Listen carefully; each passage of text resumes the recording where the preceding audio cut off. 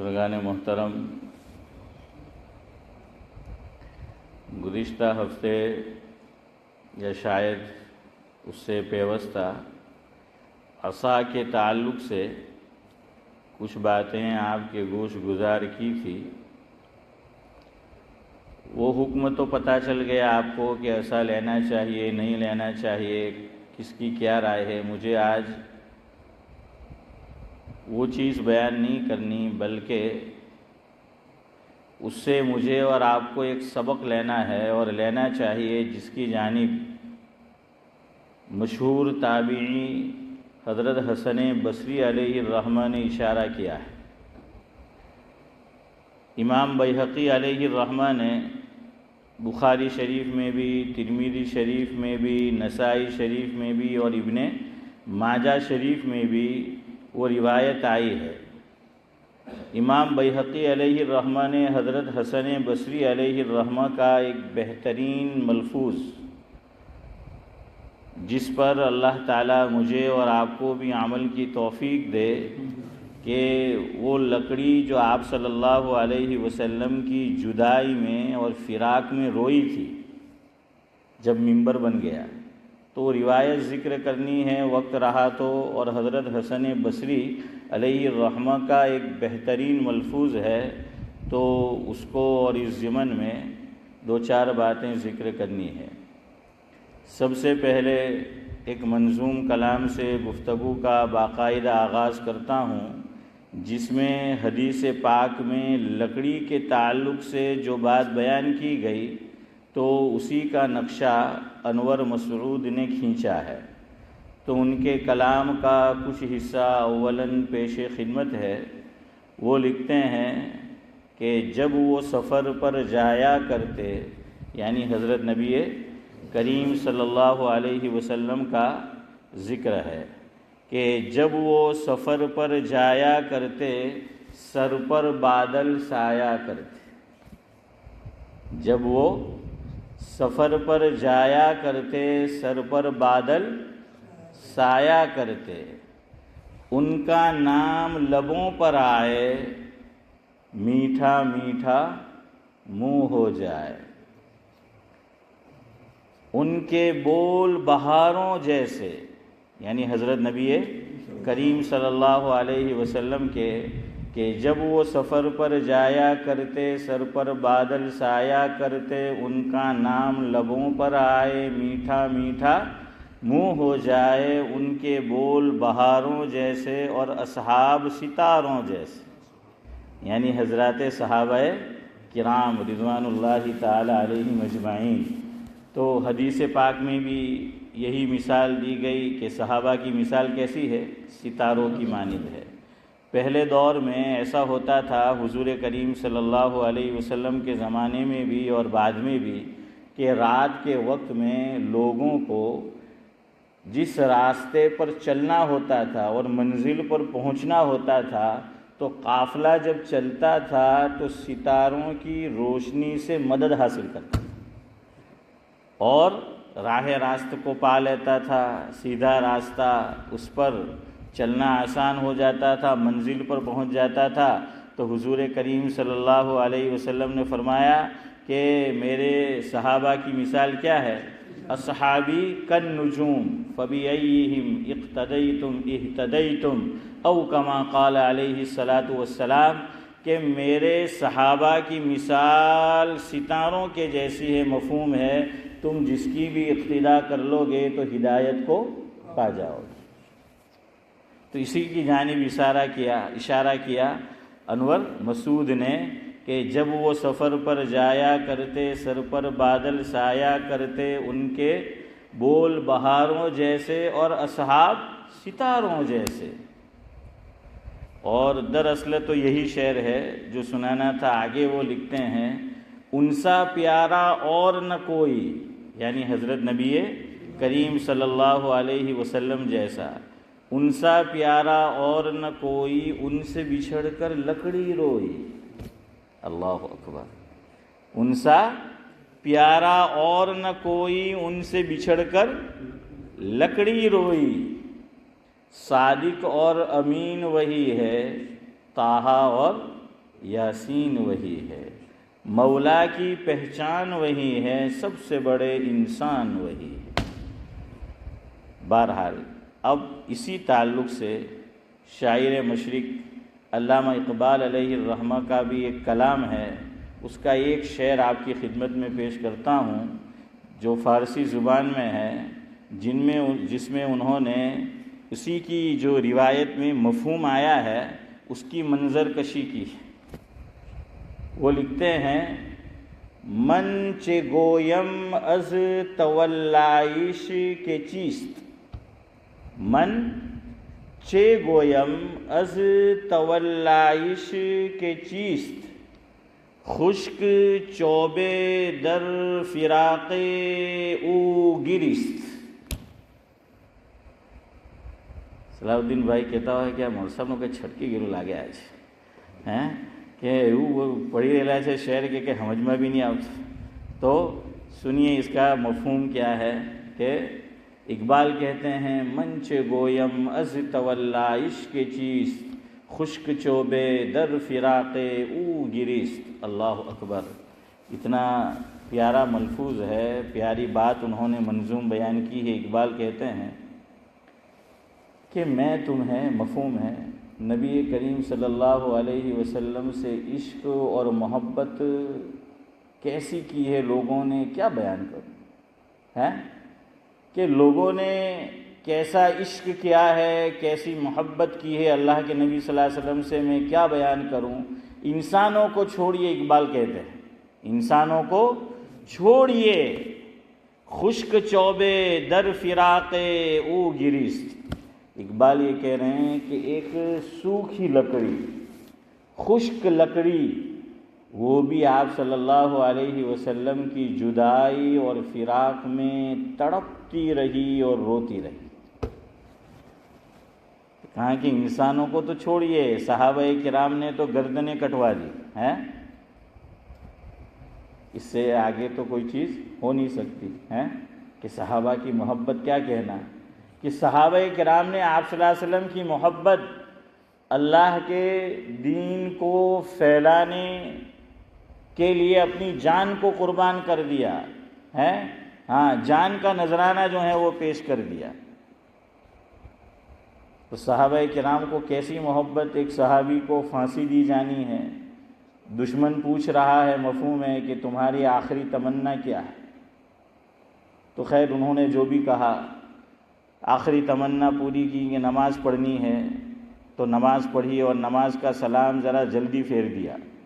اور پھر بڑی پیاری بات ذاکر بھائی کہی، جس میں ہم سب کے لیے سبق ہے کہ ہم نماز اتنی جلدی جلدی پڑھتے ہیں جیسے انڈیا میں امتیاز بھائی راجدھانی جاتی ہے، فاروق بھائی، راجدھانی انڈر گراؤنڈ یہاں جاتی ہے، رکوع اور اس سے اٹھے سجدے میں فٹافٹ فٹافٹ فٹافٹ۔ یاد رکھنا اس طرح کی نماز کو حدیث پاک میں منافق کی نماز کہی گئی کہ ایک تو دیر کر دینا، اخیری وقت میں پڑھنا، دوسرا تشبیہ دی گئی کہ ابھی تو سجدہ صحیح طرح کیا نہیں اور سر اٹھا لیا، رکوع میں ابھی سیدھی طرح عبدالصمد چچا گئے نہیں کہ سر جو ہے وہ اٹھا لیا۔ تو فرمایا اس کی تشبیہ دی حضور اکرم صلی اللہ علیہ وسلم نے، مفہوم یہ ہے سعید بھائی کہ جیسے مرغ ہوتا ہے اور وہ دانہ چگتا ہے، تو مرغ دانہ کیسے چگتا ہے؟ ادھر دیکھو میری انگلی کی طرف، کہ یہ اس کی چونچ ہے مرغ کی، یوں نیچے مارے گا اٹھا لے گا، یوں نیچے مارے گا اور اٹھا لے گا۔ چونچ اشرف بھائی رکتی ہے کچھ دیر کے لیے یا فوراً اٹھا لیتا ہے نا؟ تو حضور نے فرمایا ایسی نماز، نمبر ایک تو دیر کر دی جو منافق کی صفت، اور نمبر دو نماز پڑھی تو اتنی جلدی جلدی، نہ رکوع کا ٹھکانہ نہ سجدے کا ٹھکانہ۔ یاد رکھو حدیث پاک میں اللہ کے نبی صلی اللہ علیہ وسلم نے فرمایا، مفہوم یہ ہاشم بھائی کہ لوگ نماز سے فارغ ہوتے ہیں تو کسی کو اس کا 100%، کسی کو 90%، کسی کو 50%، کسی کو 40%، جیسی جیسی نماز، یہاں تک کہ بعض لوگوں کی نماز ایسی ہوتی ہے کہ اس کو لپیٹ کر اسی کے منہ پر واپس مار دیا جاتا ہے امتیاز بھائی، اسی کے منہ پہ کیا ہے، نمازی کے واپس مار دیا جاتا ہے۔ اللہ فرماتے ہیں ایسی نماز کی ضرورت ہمیں نہیں ہے، اس لیے نماز پڑھو تو ڈھنگ کی پڑھو، ہاں نماز کیسی پڑھو؟ ڈھنگ کی پڑھو۔ ہم کہیں کھانے جائے تو کیا کہتے ہیں کہ بھائی شادی میں کھانا کیسا ہونا چاہیے؟ جنید بھائی ڈھنگ کا ہونا چاہیے نا۔ ریسٹورنٹ میں گئے، آپ نے پیسے دیے، ڈھنگ کا کھانا نہیں ہوگا تو آپ کیا کریں گے؟ اس کا رنگ بدل دیں گے۔ تو جب ہم پسند نہیں کرتے کہ چیز صحیح نہ ہو تو اللہ رب العزت کیسے پسند کرے گا؟ اس لیے جب نماز پڑھنی ہی ہے، اس لیے علماء نے کہا کہ 3 مرتبہ تسبیح پڑھو رکوع میں، سجدے میں 3 مرتبہ پڑھو۔ لیکن اب لوگ 3 میں بھی جلدی کرتے ہیں، تو آج کے دور میں علماء نے یہ لکھا کہ تسبیح کی مقدار رکوع میں بھی بڑھا دو، اور تسبیح کی مقدار اقبال بھائی کس میں بڑھا دو؟ سجدے میں بھی بڑھا دو، اور رکوع کے اندر بجائے 3 کے کتنی مرتبہ پڑھو؟ 5 مرتبہ تسبیح پڑھو۔ سجدے میں بجائے 3 کے محمد علی صاحب کتنی مرتبہ پڑھو؟ 5 مرتبہ پڑھو۔ اور اگر 5 کی جگہ حنیف بھائی 7 کر دی، 9 کر دی، 11 کر دی تو نور علی نور، جتنا گڑ ڈالو گے شبیر چچا اتنا کیا ہوگا؟ میٹھا ہوگا، اتنا کیا ہے؟ میٹھا ہوگا۔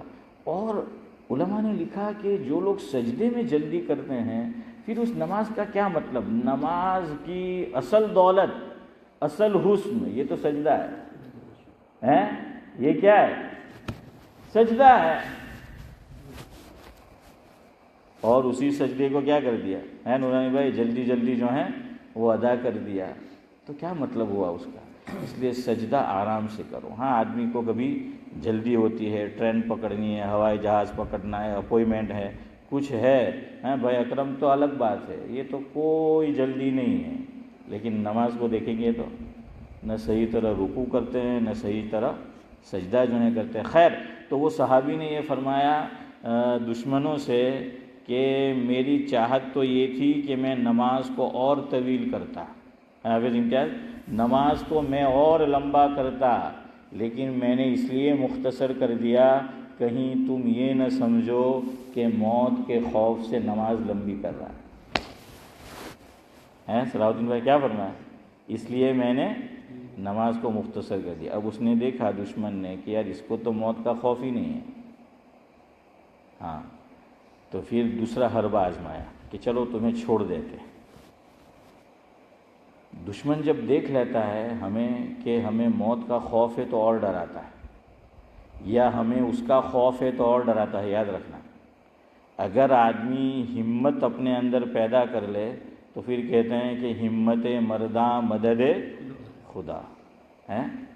اللہ تعالیٰ کی مدد بھی تب آتی ہے کہ جب گویا یوں کہنا چاہتا ہے کہنے والا کہ آدمی اپنے اندر پہلے صدیق بھائی کیا کرے؟ ہمت پیدا کرے۔ آپ نے ڈھیلا پوچھا ہوئی تو کچھ، تو اس لیے کیا ہے یاد رکھنا، ہم پہ کوئی حاوی اسی وقت ہوگا جب ہم اس کو حاوی ہونے کا موقع دے دیں۔ اس کو یوں لگ جائے کہ یہ ڈر رہا ہے، اس کے دل میں میرا خوف ہے کہ فلاں چیز چلی جائے گی، جاب چلا جائے گا، گھر چلا جائے گا، فلاں ڈیوٹی جو ہے وہ چلی جائے گی۔ جہاں تم نے اپنے خوف کا اظہار کیا سامنے والا سوار ہو جائے گا، اور جہاں اس کو اندازہ ہو گیا کہ اسے تو کوئی خوف ہی نہیں ہے تو وہ پھر آپ کا کچھ بگاڑ نہیں سکتا۔ تو وہ دشمن بھی چالاک تھا، ہوشیار تھا، اس نے دیکھا کہ یار یہ تو کھلے عام کہہ رہا ہے کہ میں نماز طویل کرتا، لیکن تو یہ سمجھتا ہے گویا کہ سولی پہ چڑھنے کا، پھانسی کا کوئی خوف ہی نہیں ہے۔ تو اس نے اپنی چال بدلی اور کہنے لگا کہ چل تجھے چھوڑ دیتے ہیں، لیکن ایک شرط یہ ہے کہ تیری جگہ تیرے نبی کو سولی پر چڑھا دیا جائے، یہ تجھے منظور ہے؟ فاروق بھائی کیا کہا کہ تیری جگہ تیرے نبی کو سولی پر چڑھا دیا جائے، یعنی ان کے اندر اس وقت استعداد اور طاقت تو نہیں تھی، وہ یہ کر نہیں سکتے تھے، لیکن جانچنا چاہتے تھے، امتحان لینا چاہتے تھے کہ ایمان کی اور حضور کی محبت کی کیفیت کیا ہے دل میں۔ تو صحابی نے کیسا جواب دیا؟ اللہ اکبر، قربان جائیے، کہنے لگا کہ تو کم بخت یوں کہتا ہے کہ پھانسی کے پھندے پہ مجھے نہ چڑھایا جائے، اور میری جگہ میرے محبوب کو شبیر چچا چڑھایا جائے۔ فرمایا مجھے تو یہ بھی منظور نہیں کہ مجھے پھانسی نہ دی جائے اور اس کے مقابلے میں میرے محبوب کے پاؤں میں ایک کانٹا بھی چلے، مجھے تو یہ بھی جو ہے وہ منظور نہیں ہے۔ اسی لیے ہمارے بزرگوں میں ماضی قریب میں ایک صاحب گزرے ہیں، صاحب معارف القرآن، سابق مفتی اعظم پاکستان حضرت مولانا مفتی محمد شفیع صاحب نور اللہ مرقدہ، ان کی جانب بعضوں نے اس شعر کی نسبت کی ہے، پتہ نہیں اب کتنی نسبت صحیح ہے، لیکن شعر بہرحال جو ہیں اپنے اندر عجیب و غریب مفہوم لیے ہوئے ہیں۔ تو کہ شعر یوں ہے کہ محمد کی محبت دین حق کی شرط اول ہے۔ شاعر کیا کہتا ہے؟ بعضوں نے کہا کہ یہ عبدالحفیظ جالندھری کا شعر ہے، بہرحال جس کا بھی ہو، محمد کی محبت دین حق کی شرط اول ہے، اسی میں ہو اگر خامی تو دین نامکمل ہے۔ اگر حضور سے محبت نہیں ہے تو دین کیا ہے؟ وہ حضرت عمر والی حدیث کا مفہوم ذہن میں لاؤ۔ حضور نے فرمایا کہ کوئی آدمی کامل مومن ہو ہی نہیں سکتا، بخاری شریف کی روایت ہے، جب تک اس کے نزدیک میں، آپ جانتے ہیں نا مفہوم۔ تو حضرت عمر نے پہلے اول درجے میں کیا فرمایا حضرت مولانا کہ حضور آپ مجھے محبوب تو ہے لیکن اپنی جان سے زیادہ نہیں۔ تو آپ صلی اللہ علیہ وسلم نے فرمایا کہ عمر ابھی تیرا ایمان مکمل نہیں ہوا۔ تو حضرت عمر رضی اللہ تعالیٰ عنہ نے کچھ دیر غور کیا نیچے، کچھ دیر، اور پھر فرمایا کہ حضور اب میرا دل یہ کہتا ہے کہ مجھے اپنی جان سے بھی زیادہ آپ سے محبت ہے۔ الآن یا عمر، حدیث میں ہے، حضور نے فرمایا جواب میں الآن یا عمر، کہ عمر مفہوم یہ ہے کہ اب تیرا ایمان کامل ہوا۔ یہاں یاد رکھیے اللہ تعالیٰ تو ہم سب کے کیا ہے، دل کے خیالات کو بھی جانتا ہے، اس لیے خواہ نہیں کہنا چاہیے۔ یہاں ایک بات مجھے یاد آ گئی کہ حضرت عمر نے فوراً نہیں کہا میرے اور آپ کے جیسا ابھی سمجھ چچا ہوتا تو ابھی حضور نے فرمایا کہ ابھی ایمان مکمل نہیں، ہماری جان کی بھی وزارت ہے، میں نے بہت ارے یہ کیا بات ہوئی ہے، ابھی تو کیا ہے نورانی بھائی، یہ کہا کہ بھائی نہیں، تو اس لیے تھوڑا انتظار کیا، یہ ہے صداقت ہے، تھوڑا انتظار کیا، سر جھکایا اور اپنے دل سے پوچھا، مشورہ کیا، اپنے آپ کی خبر لی، اپنے آپ کو جھانچا اور پھر کہا کہ نہیں اب۔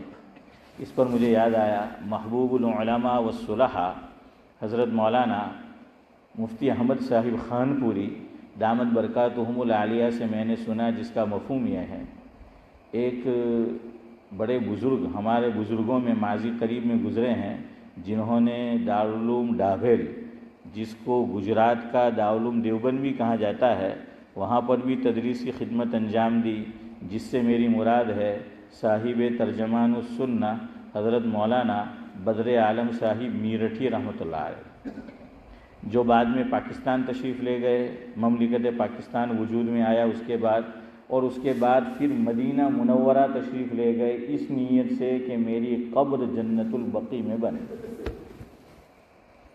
اور علماء نے لکھا کہ اتنے خوبصورت تھے حضرت کا نام تھا بدر عالم۔ عالم تو جانتے ہو نا، اور نہیں جانتے تو عالم بھائی آ گئے انڈیا سے۔ ہاں، تو بہرحال بدر کس کو کہتے ہیں؟ چاند کو تو کہتے ہی ہے شبیر چچا، لیکن کون سے چاند؟ 14ویں کا چاند۔ اور 14ویں کے چاند میں دو صفت ہوتی ہے، نمبر ایک پھول ہوتا ہے، جزاک اللہ، کامل ہو جاتا ہے حنیف بھائی، پورا ہو جاتا ہے۔ دوسرا انتہائی درجے کا خوبصورت ہے، وہ منظر آپ دیکھیں تو کیا ہے، خوبصورت نظر آئے۔ فرمایا حضرت اسم با مسمى تھے ذاکر بھائی، اتنے حسین، اتنے جمیل، اتنے خوبصورت کہ گویا ماں باپ نے بالکل صحیح نام رکھا، بدر عالم۔ کہتے ہیں کہ کوئی ان سے مصافحہ کرتا تھا، ہاتھ روئی جیسے تھے۔ کیسے تھے؟ روئی جیسے، کہ ہاتھ چھوڑنے کا کیا ہے، من نہیں ہوتا تھا، جی نہیں ہوتا تھا کہ بھائی بس ہاتھ جو ہیں وہ پکڑے رہے۔ اور حضرت کا چہرہ دیکھے تو دیکھتے رہے۔ ان کے بیٹے، ان کا نام تھا آفتاب عالم حافظ امتیاز، ہاں، تو نام بھی، والد کا نام بدر عالم، بدر چاند کو کہتے ہیں، اور آفتاب حافظ صاحب کیوں رہی سفر وہ بھی تمہارا پچھاڑی جاؤ لوگ میں نے عبد الرحمن نے کیوں ایم کہ حافظ صاحب وہیں اچھے، میں کہ ہاں دیکھا تھا نہیں ہوتا، میں تو میں کہ چلو امام صاحب مقتدی نے لینے جائے۔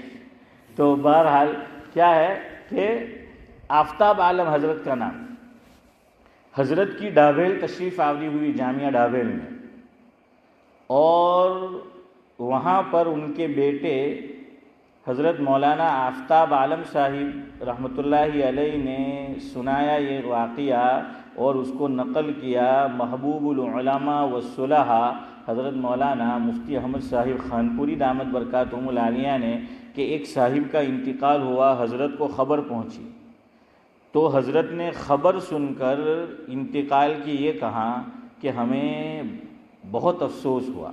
کیا کہا؟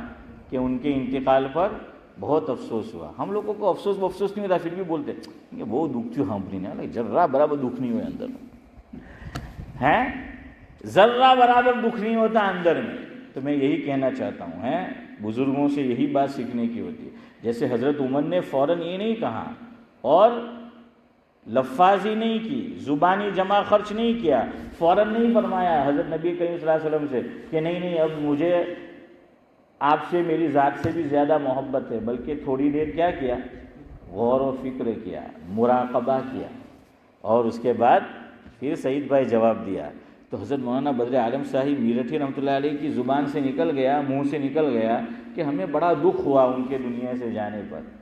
پھر حضرت نے فوراً سر نیچے کیا، دل کی طرف دیکھا، گویا کہ مراقبہ کیا، اور کہا کہ نہیں میں نے غلط کہا، بہت زیادہ دکھ نہیں ہوا، البتہ دکھ ضرور ہوا۔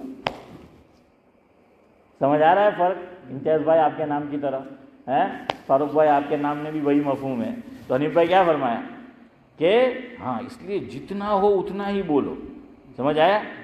جتنا ہو اتنا ہی بولو، اللہ تعالیٰ کو جانتا ہے، اللہ تعالیٰ تو جانتا ہے کہ ہمیں زیادہ دکھ ہوا ہے یا کم دکھ ہوا ہے۔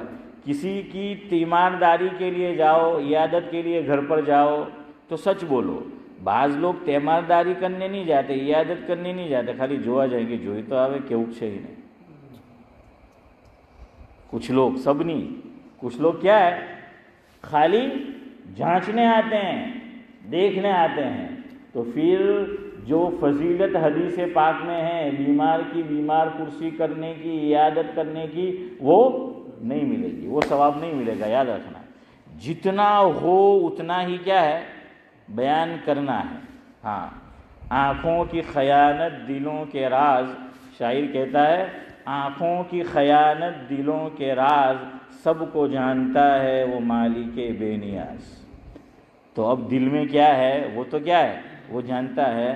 تو حضرت مولانا نے بھی فرمایا کہ ہمیں دکھ ہوا، لیکن جو پہلا جملہ میں نے کہا تھا اتنا نہیں ہوا تھا۔ خیر، میں آپ کو یہ بتا رہا تھا کہ اقبال یہ کہہ رہے ہیں کہ آپ صلی اللہ علیہ وسلم کے ساتھ عشق اور محبت کا یہ عالم تھا کہ صرف انسانوں کو نہیں بلکہ خشک اور بے جان لکڑی، سوکھی لکڑی، اسے بھی اللہ کے نبی صلی اللہ علیہ وسلم سے کیا ہو گئی؟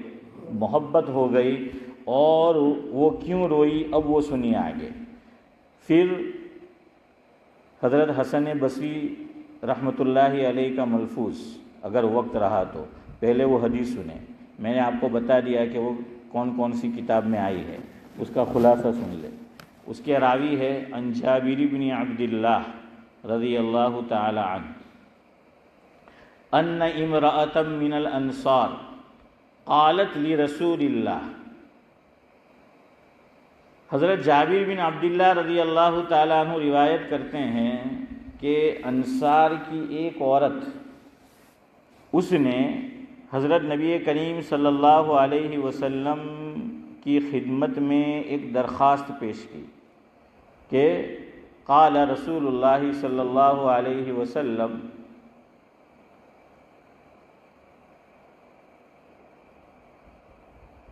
میں یہ چاہتی ہوں کہ میں آپ کے لیے ممبر بناؤں. فَإِنَّ لِي غُلَامًا نَجَّارًا، کہ میرے پاس کیا ہے؟ ایک بڑھئی ہے، سوتھار ہے، جو بڑھئی کا کام جانتا ہے.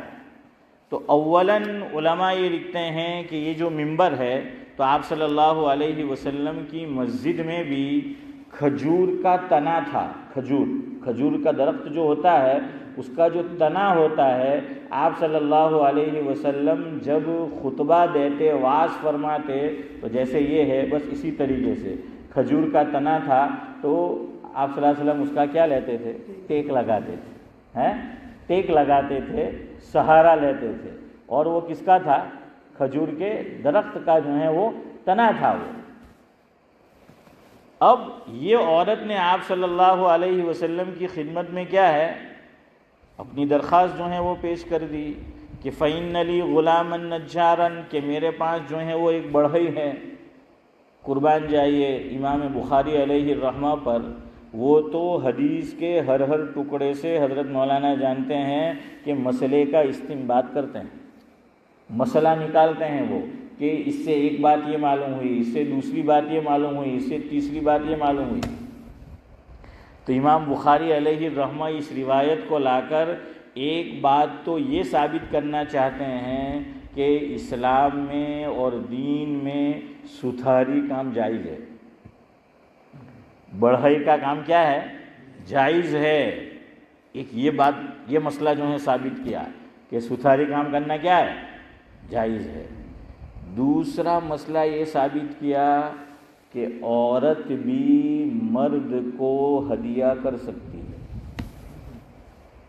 حنیف بھائی، لیکن نیت صحیح ہو، ناجائز تعلق بنانا نہ ہو. یاد رکھیے، ہاں، ناجائز تعلق بنانا نہ ہو. اسی لیے علماء نے لکھا ہے ایک مسئلہ ہے، عورت مرد کو سلام کر سکتی ہے کہ نہیں، نمبر 1. نمبر 2 مسئلہ ہے کہ مرد عورت کو سلام کر سکتا ہے کہ نہیں. تو آپ کیا کہتے ہیں؟ کر سکتا ہے؟ نہ ہاں نہ نہ ہے، نہ 100% ہاں نہ 100% نہ. علماء نے یہ لکھا اگر عورت غیر محرم ہے اور نوجوان ہے تو مرد عورت کو سلام نہیں کر سکتا. اس کو نہیں کرنا، نہیں کر سکتا کا مطلب نہیں کرنا چاہیے. سمجھ آیا میں نے کیا کہا؟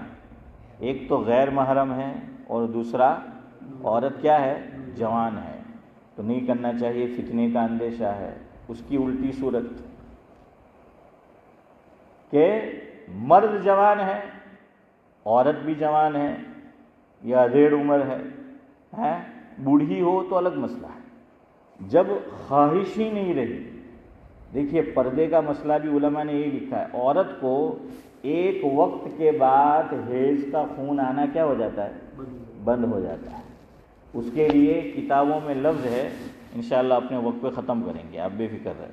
عائشہ، جو لڑکی کا نام ہم رکھتے ہیں عائشہ، وہ نہیں بڑی شین والا ہے، اور عین سے بھی نہیں، کھڑا زبر، حمزہ سین اور ہا، عائشہ. کیا بولتے ہیں؟ سمجھ آیا؟ عائشہ مت کہنا. کیا ہے بھائی اکرم؟ عائشہ. عائشہ ایسی عورت کو کہتے ہیں جو نا امید ہو چکی ہو. عائشہ کا کیا معنی؟ جو نا امید ہو چکی ہو. کس سے نا امید؟ کہ اب اس کو اولاد نہیں ہوتی. کیوں؟ اولاد اسی عورت کو ہوتی ہے جس کو کیا آتا ہو؟ ماہواری کا خون آتا ہو. یاد رکھنا. اسی لیے جب بچہ حمل ٹھہرتا ہے سب سے پہلا کام یہ ہوتا ہے کہ عورت کو ماہواری کا خون آنا کیا ہو جاتا ہے؟ بند ہو جاتا ہے. ایسا ہی ہوتا ہے نا. اور عجیب اللہ کا نظام ہے. اب بچہ جو اندر پنپتا ہے، اندر جو بنتا ہے، اس میں روح پڑ جاتی ہے. کب روح پڑتی ہے؟ 4 مہینے. 4 مہینے کتنے دن ہوئے؟ 120 ہیں. ہاں ایک چیز آپ کو یہاں ایک بات سنانی تھی، اس لیے میں نے پوچھا. حضرت مولانا احمد اللہ صاحب رانجیری رحمۃ اللہ علیہ کا ملفوظ ہے، حضرت نے فرمایا دعوت و تبلیغ میں پہلے کہتے ہیں کہ شب جمعہ وہاں آؤ، پھر 3 دن لگاؤ، پھر 10 دن لگاؤ، پھر چلہ لگاؤ، پھر کہاں کے 4 چلے. فرمایا کہ جب 4 چلے لگاؤ گے تب جان پڑے گی. چونکہ اللہ تبارک و تعالیٰ سعید بھائی کب جان ڈالتے ہیں، کب روح ڈالتے ہیں. اس لیے آپ دیکھو کوئی ایک دن شب جمعہ میں جاتا ہے اشرف بھائی 3 دن 10 دن تو ویسی پابندی نہیں ہوتی، لیکن ایک مرتبہ 4 چلے لگا دیے امتیاز بھائی تو پھر پابندی ہو جاتی ہے نا. تمہیں لگائے ہوا، چلو ماشاء اللہ آپ نے بھی لگائے 3 چلے ماشاء اللہ. تو بہرحال کیا ہے کہ وہ 120 دن وہ یعنی 3 چلے، ہاں 40 ہوگا، 40 دنیا 80 اور 80 نے 40 120. تو حضرت نے فرمایا کہ اللہ تعالیٰ بھی روح اسی وقت ڈالتا ہے، یہ تبلیغ کا کام بھی دل کو اسی وقت لگے گا اور اسی وقت پابندی کرے گا جب کیا لگے گا، ورنہ آپ دیکھو ادھر ادھر آدمی کیا ہے وہ ہو جاتا ہے. تو خیر بہرحال میں یہ کہہ رہا تھا کہ اللہ تعالیٰ اب بچہ اس کو بھی اندر صدیق بھائی کیا پہنچانا ہے، کھانا پہنچانا ہے اندر، اس کو بھی چاہیے چونکہ روح پڑ چکی ہے، اس کو کھانا چاہیے. تو اب اس کو کھانا کیا ملتا ہے، وہی خون جو ماہواری کا آتا تھا حیض کا، اللہ بند کر دیتے ہیں، وہی بچے کی غذا بنتا ہے. لیکن قربان جائیے اللہ تبارک و تعالیٰ پر، بچہ منہ سے وہ خون نہیں پیتا، منہ سے نہیں جاتا. اللہ نے ایک اور نظام کیا ہے. اسی لیے بچہ پیدا ہوتا ہے تو جو دائی ہوتی ہے ڈائن ہے، اور جو کیا کہتے ہیں میڈ وائف یا جو بھی نرس ہے، وہ ایک چیز کاٹتی ہے، کیا بولتے ہیں નાળ. એને શું કહે ગુજરાતીમાં નાળ કહે ને. એટલે જ આપણે કહીએ કે ભાઈ મારી નાળ તો કાં દબાઈ ભાઈ, આસણાનો છે તો હાફિઝ સાહેબ આસણાના તો આસણામાં દબાઈ દી, તમે માખીંગાના તો ઈટાળામાં તો નહીં બોલે. ہاں تو وہاں جو ہے ہاں اس لیے کہ اٹاڑوا اور ماکینگا وہ سب ایک ہی ہے. اس لیے کہ میرے ساتھ ایسا ہوا ہے، میں لکھتا اپنے ساتھ لاجپوری ہوں، لاجپور، لیکن میری پیدائش کفلتا کی. چونکہ ہماری طرف پہلا بچہ پیدا ہوتا ہے 7 مہینے ہو تو عورت کہاں چلی جاتی ہے، ننیال میں ہے نا. تو میری پیدائش وہیں کی ہے. تو ایک دن بہت اچھا ایک چیز ہو گئی، لطیفے کی بات ہے، ہنسنے کی. لاجپور کی AGM تھی، میں بھی گیا تھا لندن سے. تو میں نام نہیں لیتا، لیسٹر کے ہمارے لاجپور کے ایک صاحب ہے. تو اب AGM میں اعلان ہوا کہ سب کو 50-50 پاؤنڈ دینے ہیں. سب کو کیا ہے، جو لاجپورین ہیں سب کو 50-50 پاؤنڈ دینے ہیں. تو وہ شاعر بھی ہے لاجپور کے ہیں. میرے پڑوس میں کہنے لگے مطلب جو تمہارے نہیں દેવું ને એક છટક વાળી બટલાવું તમને મને કહેવા લાગ્યા ધીરેથી કે જો તમારે 50 પાઉન્ડ હે ફારૂકભાઈ નહીં દેવું હોય તો કે છટક વાળી બટલાવું. એમને ખબર કે મારી પેદાઈશ કફલેદાની. મને કે 50 પાઉન્ડ માંગે તો કહી દેજો કે મારી નાળ તો કફલેદામાં ડટાઈ. اقبال بھائی کہ میری نال کہاں ہے، کفلیتا کے اندر ہے. تو میں تو کفلیتی ہوں. میں کہ نہیں یار 50 دینے لاجپورین تھو ہاؤس. تو خیر بہرحال میں یہ کہہ رہا تھا کہ اللہ تعالیٰ کا عجیب نظام.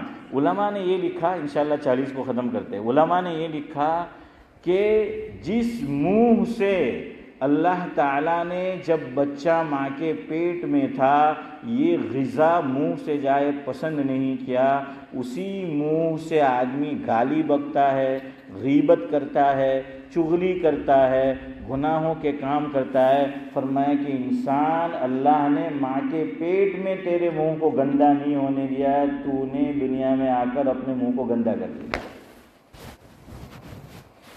تو خیر میں کیا کہہ رہا تھا کہ اس سے ایک بات یہ ثابت ہوئی، امام بخاری علیہ الرحمہ فرماتے ہیں کہ بڑھئی کا پیشہ اسلام میں کیا ہے، جائز ہے، اور عورت بھی مرد کو ہدیہ دے سکتی. ہاں بات یاد آئی، میں کہہ رہا تھا کہ سلام نہیں کرے گی. کیوں؟ فتنے کا اندیشہ ہے. جب عورت 55 سے اوپر ہو جائے، عام طور سے 55 ایئرس کے بعد عورت کو خون آنا بند ہو جائے. میں نے عام طور سے کہا، کلی قاعدہ نہیں ہے، کبھی کیا ہوتا ہے اس کے بعد بھی جو ہے ہوتا ہے. نمبر 1. نمبر 2، 55 हो गई तो अब आदमी मर्द हो या औरत हो ये समझना चाहिए कि भाई मर्द है तो बूढ़ा हो चुका है, हैं, 55 से 55 तक बोलते हैं ना, औरत है तो बूढ़ी हो चुकी है। लेकिन अब तो 55 के 60 साल कहते हैं स्टिल आई एम यंग, हैं, સિરીગભાઈ દોડવા તૈયાર થઈ જાય, 6 ને પછી ગૂંઠાડિયા તૂટી જાય, हैं, ये कहाँ स्टिल आई एम यंग, भाई बूढ़ा हो चुका है आदमी, हैं। औरत भी 55 की हो चुकी 60 की हो चुकी। लेकिन हमारे यहाँ वो कहावत है शब्बीर चाचा के गड्डी घोड़ी लाल लगाम, हैं, हाँ, अब मेकअप कर रही है और ऐसे भड़कदार चमकदार कपड़े जो हैं वो पहन रही है। फिर उसके लिए वो हुक्म नहीं, मैं आपको मसला बता रहा हूँ, हाँ सुनो, ये मसले की बात बता रहा हूँ, आज हो रहा है ऐसा, तो फिर वो औरत इसमें नहीं आएगी। अरे बूढ़ी हो चुकी है तो आदमी जो है अपने को वो जाहिर करे, अब वो नाउम्मीद हो चुकी है, फिर पर्दे के मसाइल भी वो नहीं रहते। मैं ये नहीं कहता हूँ पर्दा नहीं करना है, लेकिन फिर उसमें उतनी शिद्दत नहीं रहती। तो मर्द बूढ़ी है औरत तो उसको क्या है, सलाम कर सकता है। औरत बूढ़ी है और मर्द क्या है, नौजवान है, तो उसको सलाम कर सकता है, वरना अगर नौजवान है तो नहीं करना चाहिए। अल्लाह अकबर, कुर्बान जाइए फुक़हा की दिक्कत नज़र पर, अमीक नज़र पर फुक़हा ने एक मसला लिखा कि एक बर्तन है, उसमें एक गैर महरम औरत ने पानी पिया और बर्तन में पानी बचा है अभी, तो उस बर्तन में जिसमें गैर महरम नौजवान औरत ने पानी पिया है, दूसरा मर्द जिसमें अभी शहवत बाकी है वो उसी बर्तन में नहीं पिएगा, नहीं पीना है उसको, मकरूह है। क्यों? जबकि उसको पता हो कि इससे वो औरत क्या है, पी कर गई है। उसकी बात कर रहा हूँ। शैतान ख्याल डालेगा कि इससे किसने पिया है, हैं, एक गैर महरम ने। तो आप अंदाज़ा लगाइए, यहाँ तक फुक़हा ने रोका है। आज के दौर में आखिरी बात, महरम पर आ जाइए। अब दौर बड़ा नाजुक है। क्यों? बाहर आप जाइए, कैसी कैसी चीज़ें नज़र आती हैं, कैसी कैसी औरतें, और मोबाइल में और जो भी ऐसी चीज़ें हैं, इंसान की शहवतों को वो क्या करती है, उभारती है। क्या जवान क्या बूढ़े। आखिरी बात कहकर गुफ्तगू ख़त्म करूं, वैसे सास और ससुर, बहू और ससुर, वो दोनों आपस में क्या है, महरम है कि गैर महरम? महरम है। लेकिन उलमा ने मना लिखा कि आज के दौर में ईद के दिन भी ससुर बहू के साथ हैंडशेक नहीं करेगा, ससुर बहू के साथ हग नहीं करेगा। उसका उल्टा दामाद के लिए सास क्या है, महरम है। लेकिन ये लिखा है कि आज का दौर बड़ा नाजुक है, फितने का दौर है। ईद के दिन भी ऐसे दिनों में आपस में न हैंडशेक करना है और न हग करना है।